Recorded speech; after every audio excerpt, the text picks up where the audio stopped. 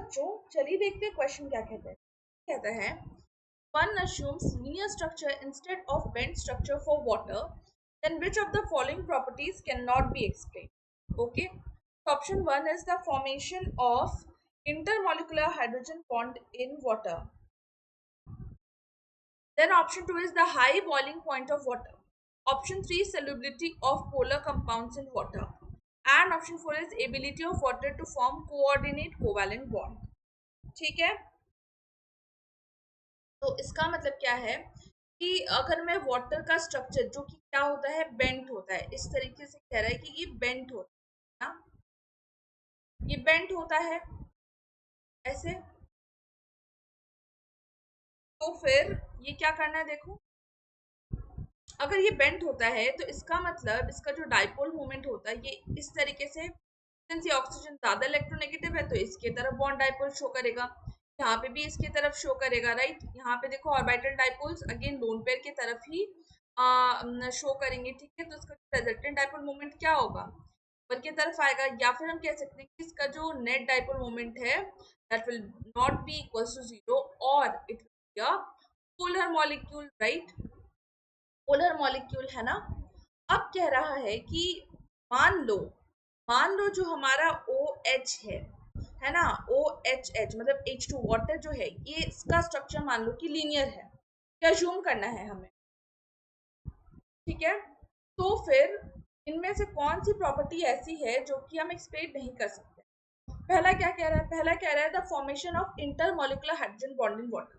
अब मुझे एक बात बताओ, अगर मैं इसका स्ट्रक्चर मैं लीनियर भी मान लो, अगर मैं इसको स्ट्रेट भी कर दूं, तो क्या ये हाइड्रोजन दूसरा ऑक्सीजन मॉलिक्यूल के साथ इंटरेक्ट नहीं कर सकता, क्या ये इंटरेक्ट नहीं कर सकता, जरूर कर सकते हैं। यहाँ पे डेल्टा नेगेटिव, यहाँ पे हो जाएगा डेल्टा पॉजिटिव, ये रहा डेल्टा नेगेटिव। ये वाला जो हाइड्रोजन, ये दो इलेक्ट्रोनेगेटिव एटम के बीच में फंस रही तो हाइड्रोजन बॉन्ड शो करेगा। इसका मतलब ये तो मतलब क्या कहते हैं, एक्सप्लेन हो जाएगा, इसका मतलब ये तो करेक्ट आंसर है नहीं, ये प्रॉपर्टी से एक्सप्लेन हो रही है। अब क्या कह रहे थे, high boiling point of water. देखो बच्चों, high boiling point of water किस लिए होता है, ये होता है due to intermolecular hydrogen bonding, है ना। मतलब मैं क्या कह रही हूँ कि अगर मेरे molecule intermolecular hydrogen bonding show कर रहे हैं, तो इसका मतलब उनके बीच में force of attraction is strong. इसका मतलब मुझे ज्यादा एनर्जी देनी पड़ेगी to break this bond, right, to separate the molecules. इसका मतलब जो बॉइलिंग पॉइंट हो जाएगा वो ज्यादा हो जाएगा, है ना, मतलब मुझे ज्यादा एनर्जी देनी पड़ रही है इस बॉन्ड को तोड़ने के लिए, टू वेपराइज इट, राइट। तो इसका मतलब बॉइलिंग पॉइंट तो ज्यादा हो जाएगा। तो लीनियर स्ट्रक्चर होने से इसके बॉइलिंग पॉइंट पे भी कोई भी फर्क नहीं पड़ता है, ठीक है।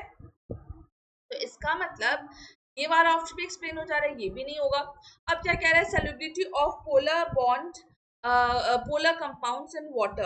अब देखो बच्चों, यहाँ पे क्या बात कह रहा है, पोलैरिटी की बात कर रहा है। अगर ये है हमारा इस तरीके से, ठीक है, ऑक्सीजन, ये रहा हाइड्रोजन, ये रहा क्या करूँ, ठीक है चलो अभी के लिए ऐसे अज्यूम कर लो कि अगर ये कुछ इस तरीके से है, यहाँ पे मैं हाइड्रोजन बॉन्डिंग क्यों दिखा रही हूँ, अगर ये कुछ इस तरीके से हमारा शेप लीनियर है, तो इसमें क्या होगा, इसमें क्या होगा, इसमें देखो अगर मैं मान लूं कि अगर ये लीनियर है तो ये तो इस साइड पुल करेगा बॉन्ड डाइपोल को, और ये इस साइड पुल करेगा। इसका मतलब कि ये देखो, और ये तो ये वाला जो लोन पेयर ऊपर की तरफ और ये नीचे की तरफ, अभी के लिए लोन पेयर का भी इन्वॉल्वमेंट नहीं देखते, नहीं तो बेंट हो जाएगा, है ना। और ये ऐसे एग्जैक्टली कहना भी सही नहीं है, ठीक है। अब लेकिन सिंस ये लीनियर कह रहा है तो इसका मतलब जरूर कुछ ऐसा मतलब हुआ होगा कि ये ऐसे स्ट्रेट स्ट्रेट अलाइन हो और ये ऐसे ऐसे कैंसिल हो जाते हो, तभी इसका डाइपोल मोमेंट मतलब क्या कहते हैं, तभी ये मतलब लीनियर आ सकता है, राइट। ये एक ऐसा केस है। तो अभी ये इसको बस अज्यूम करना है, ये रियलिटी में ऐसा होता नहीं है, ठीक है। तो अगर एक डाइपोल आपका इस साइड जा रहा है और एक इस साइड जा रहा है, इसका मतलब दोनों दोनों को कैंसिल करें, इसका डाइपोल मोमेंट क्या आ रहा है, जीरो। तो फिर अगर इसका डाइपोल मोमेंट जीरो हो गया तो ये तो नॉन पोलर हो गया। तो एक बात बताओ बच्चों, क्या क्या polar compounds non polar compound में सॉल्युबल होते हैं, नहीं, क्योंकि इसमें तो पोलैरिटी आएगी ही नहीं। अगर इसमें पोलैरिटी नहीं आएगी तो ये पोलर कंपाउंड को कैसे सॉल्युबल करेगा, नहीं कर सकता, राइट। तो इसका मतलब सॉल्युबिलिटी तो हम नहीं एक्सप्लेन कर सकते, है ना। और यही तो हमसे पूछा है कि कौन सा प्रॉपर्टी हम एक्सप्लेन नहीं कर सकते, इसका मतलब ऑप्शन से तो करेक्ट हो जाएगा। अब क्या कह रहा है, ability of water to form coordinate covalent bond.